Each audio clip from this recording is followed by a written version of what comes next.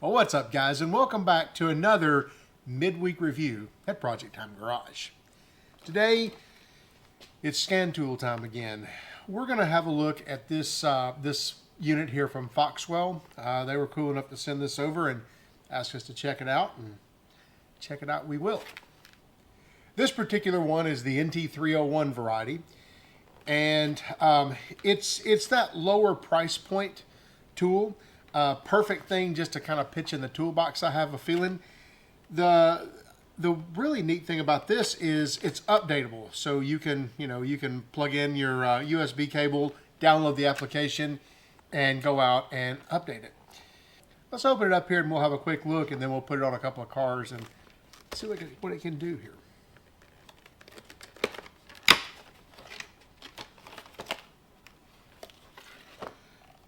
So this is the business end of the machine here, and down at the bottom it has these hard-coated lights for drive cycle readiness or IM readiness.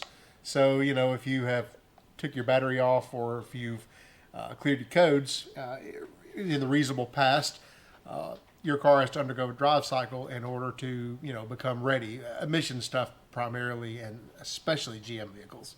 They're notorious for that, for taking forever. So anyway, it has dedicated buttons or dedicated lights here to show you that, and also it has a color screen. I thought that was pretty cool too. It also comes with a cable that plugs into the bottom of it here and plugs into your computer in order to do the updates and stuff. Also, this is a mini USB plug, not a micro USB or USB-C. This is the predecessor to that. So you don't see those very often anymore, but I've got a drawer full of them from old cell phones in the day.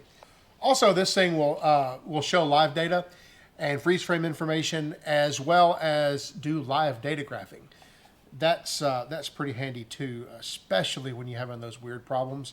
So having a small, inexpensive tool you can pitch in your bag that will do those features, well, that's pretty handy.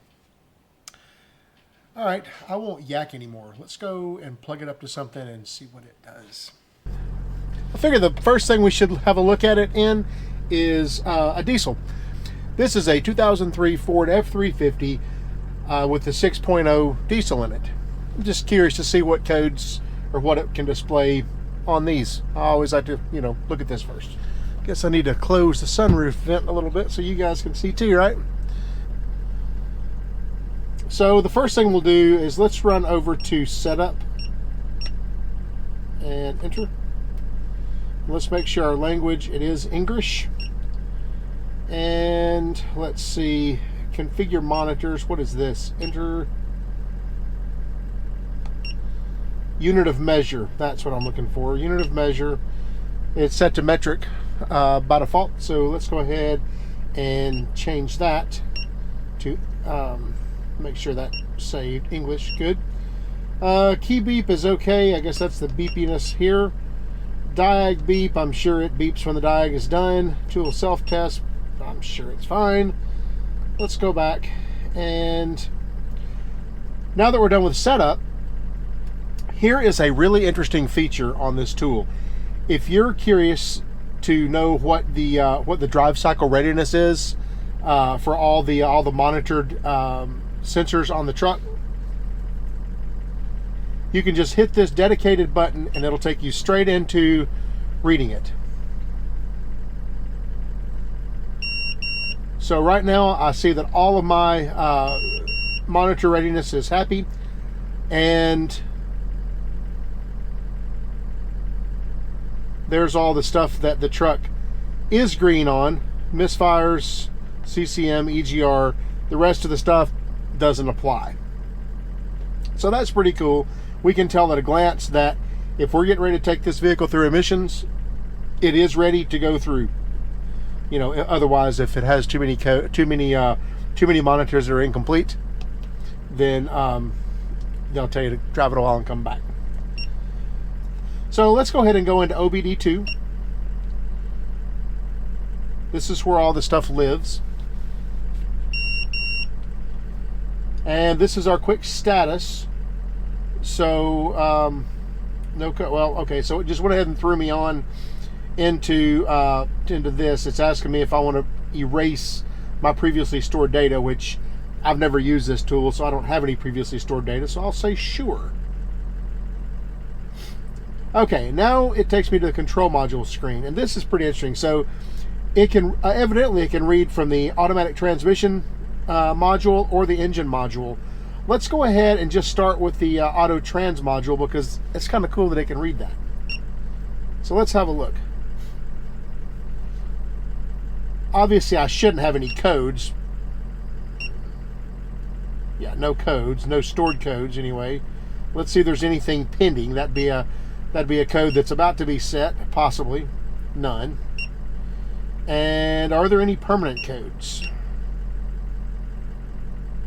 Not supported on that. You'll run into that a lot. Okay, so anyway, live data. Let's have a look and see what we have for live data.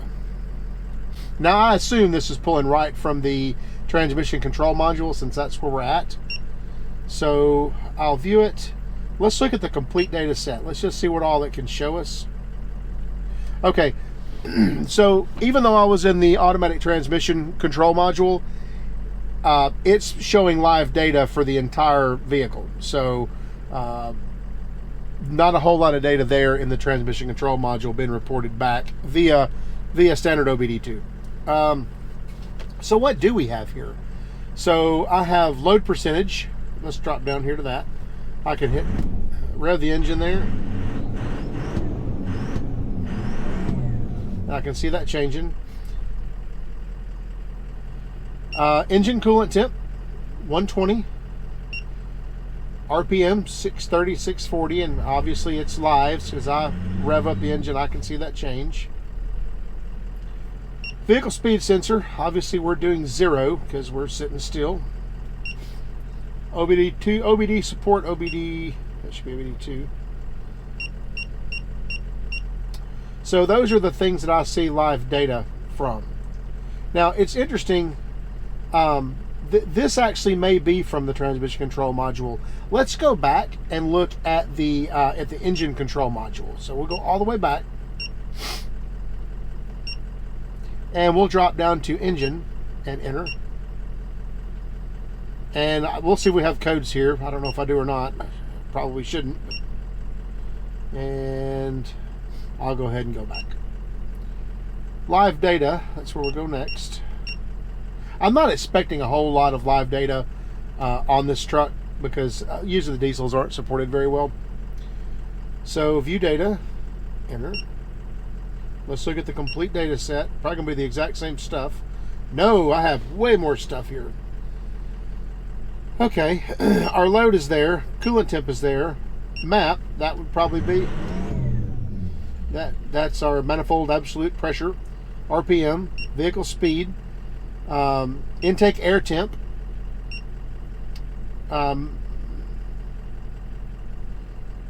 so we had a few more things there, but not a whole lot. We also have our PTO status, which we don't have a PTO status. So that's interesting. That's what it can show on this truck, complete. Which, again, like I said, the diesels aren't really that well supported usually. We can also roll down to component test. Let's see what that is. So I can run an evap leak test. So that's, of course, that really won't be something that diesel would support either. And I assume this would be record data and complete data set, maybe. Manual trigger, location 1, ready to record, enter.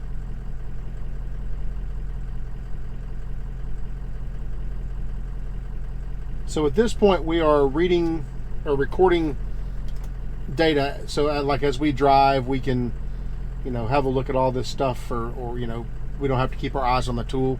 We can record all this stuff, and then we can come back and have a look at it. And I assume it'll do 250 blocks or something like that.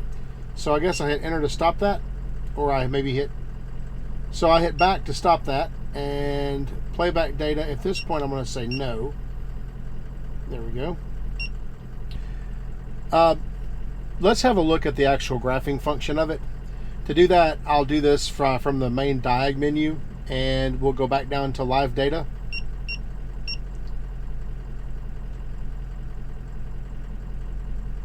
And we'll view some data. And again, I'll just choose the complete data set, everything the truck can possibly show me. And we'll go down to, I don't know, for example, engine coolant temp, and hit enter there, and we can see the coolant temp on a graph. As I go up and down, I'm able to see other the other stuff. So there's our coolant temp, there's our load percentage, vehicle speed sensor, RPM, and back to engine coolant temp. Now I'm curious if you're able to, yeah, you are, it looks like. Yeah, it looks like you're able to zoom in and out with these buttons. So if I go to load,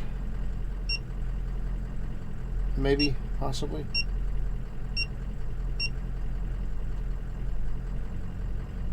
Maybe not.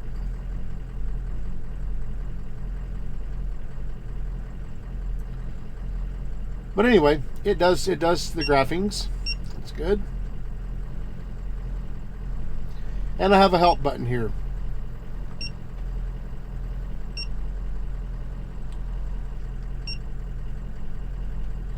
When I hit the help button, it tells me basically what I just hit help about. So like if I go down to load and hit help, calculated load value, that's what that is. So if I'm unsure what VSS is, I can hit help and it'll tell you it's a vehicle speed sensor. So that's pretty cool. Also, I noticed, yes, I'm sure. Also, I noticed that it has a DTC lookup feature. So I can do a, let's say PO, let's see, PO for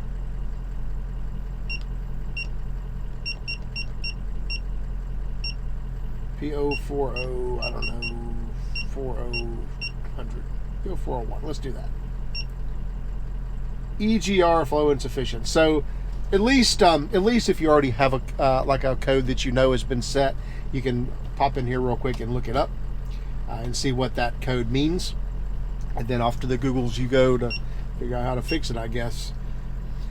The other thing we have here is the review feature, and this is the one that we recorded earlier. I'll go frame by frame. So this would be, I caught 94 frames of data, and I can go back and review that from my earlier capture. So yeah, that's pretty interesting stuff there. I would like to go ahead and put this on a vehicle that probably has a little more information to send back, and a vehicle that has a dead battery, so we'll actually be able to see the the drive cycle readiness monitors being complete. So let's jump over change vehicles, and we'll do that. Okay, this time we are in a 2008 Hummer H3 Alpha with the 5.3 V8. This thing has a parasitic draw, among other things, and so the battery's completely slap dead in it. I know it's got a bunch of codes, or it's got a few codes for like stability system and things like that, but we're not too worried about that right now. What I do want to do is, let's just go ahead and go right for this IM button.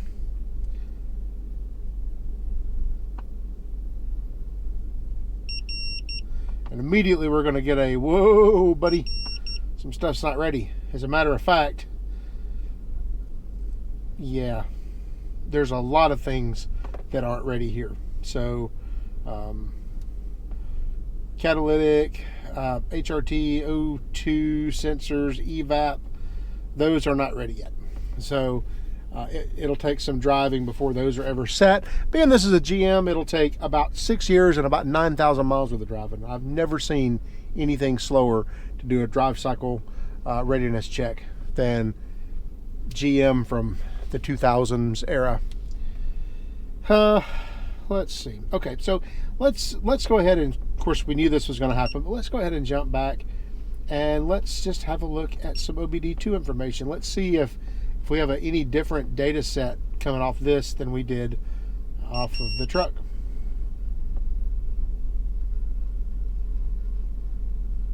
So 4 monitors not completed is what it just said there. I'll erase my results from my last scan. Let's jump right into the engine and let's just go down to some live data.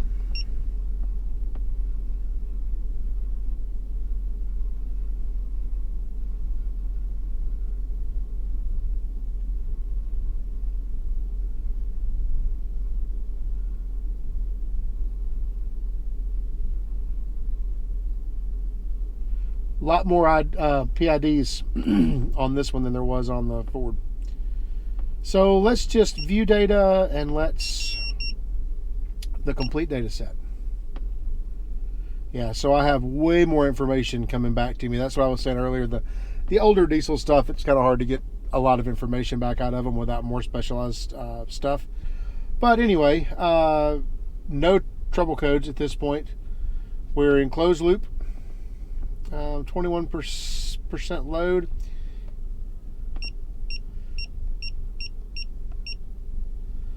So yeah, quite a bit more information. Like quite a bit more information.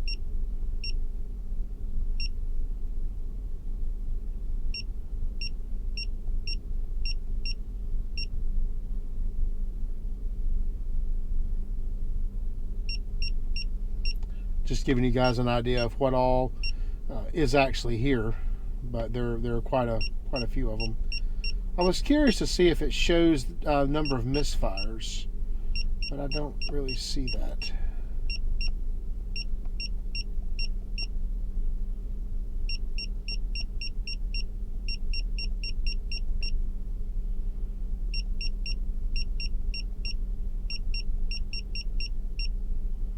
No, I don't see live misfire data.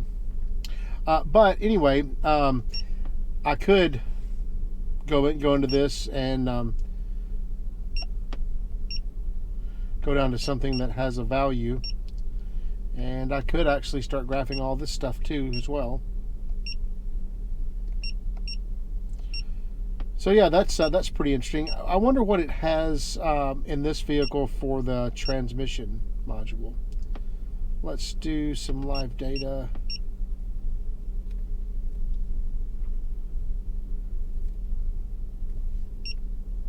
And we'll do the complete data set. Okay, so warm-ups, yeah, power, voltage to the transmission control module. So not a whole lot of information there, but again, there's some information on it. So that's pretty good. Pretty interesting. For a tool at this price point, quite interesting. Also, I have the option to print data, and this is done via the piece of PC software that you download, the same one that updates the tool. You can take that information and print it to the workstation or the laptop or whatever you're using and send it on out to a printer. So there is that option there. Also, we have an about section that will give you the software version and the burn date. And I haven't updated this tool yet, but I probably will at some point just to see, you know, if it does anything else. But anyway, that's basically the tool in a nutshell. Well, there's the tool, guys. You know, for the price point, again, like I said the last time, it's worth just sticking in a toolbox or in a car or something, just to have it to hold. Out there on Amazon right now, these things are, I think they're running about 50, 55 bucks, something like that, as of the recording of this video, which this is mid-April of 2003. So yeah, for the price and for what it does, it's well worth it. I think anytime you can get a scanner that does this kind of stuff for that kind of money, you may as well. So it definitely beats going out and spending several $100 on a tool that that does a whole lot of stuff that you'll never ever need again. So if you're just the average dude that wants to keep a check on his vehicles, probably a good tool for you. Anyway, guys, I hope you enjoyed this video. Appreciate you watching. Don't forget to like, share, subscribe, tell all your friends about us. Guys, I'll see you next time.